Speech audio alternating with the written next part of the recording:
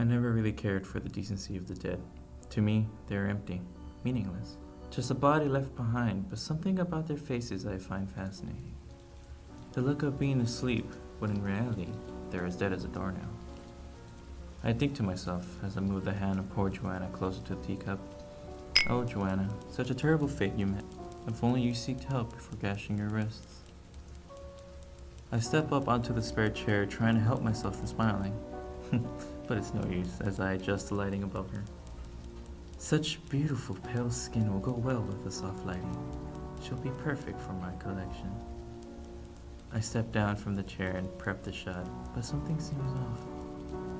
Our poor Joanna doesn't seem more alive than when she arrived, simply sitting there blankly at the tea table.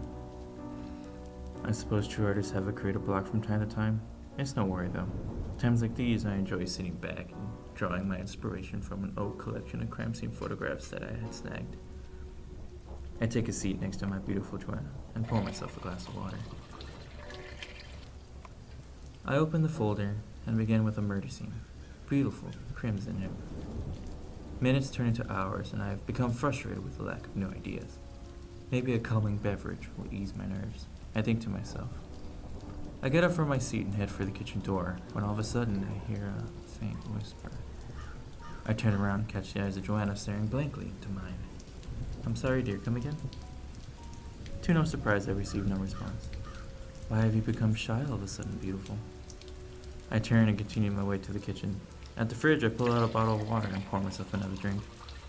My poor Joanna must be lonely and needs someone to speak to. But not just anyone. She needs a companion who shares the same lifeless gaze as her. I toss down my drink and make my way to the cold room. This is where we keep the bodies before we prepare their embalming. That's right, my friends. I haven't been completely honest with you. Don't get me wrong, I am an artist, but I'm merely working a part-time job here at the morgue as an embalmer. My job is to restore the bodies for the proper open casket. It's not the finest of jobs, but I do enjoy myself. I grip my hands around the handles of the poor bastard stretcher. Our dear friend Alex here is a victim of a terrible motorcycle accident that took half his face as well as his life. Alex here won't be receiving the embalmment for an open casket, unfortunately. He'll go directly to the incinerator. Don't want to scar his family, especially his mother seeing her son with no jaw. It's quite funny how sensitive the human race is when you think about it.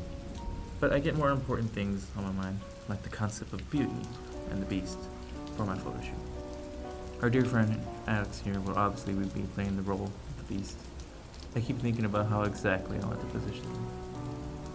I'll dress up Alex in a tuxedo, holding his cup of tea, ready to take a sip, and possibly have Joanna sit next to him, admiring him. A lot of different ideas continue to soar through my head as I walk into the room, where I have poor Joanna waiting for me, when suddenly, my heart drops. Where could she have gone? She was just here a minute ago. My calm pulse has suddenly arose to a heavy, fast-paced beat. Panic has settled in with its dear friend paranoia. Have I finally been discovered? Is this the end of your true artist? I can already imagine the headlines of tomorrow's newspaper. Local mortician uses the corpse of our dear loved ones for his sick artistic visions. However, I wouldn't have been confronted by now. Possibly held at gunpoint or by a colleague threatening to call the police. I calm myself down behind a cigarette and come to the conclusion that it couldn't be a colleague since all of them requested a night off to spend Halloween with their families. And the cops would be way too busy looking for teens smashing pumpkins or TPing houses. My nerves are now at ease. I can now think straight. Our poor Joanna must have become bored and began her search for me, when all of a sudden the lights go out. Possibly due to the storm brewing outside, although I could care less. The dark is a welcoming friend of mine.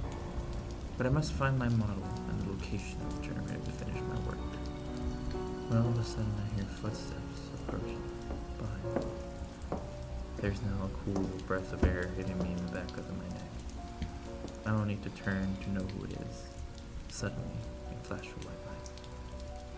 I can feel the warmth and wetness of my blood as it slowly trickles down my forehead.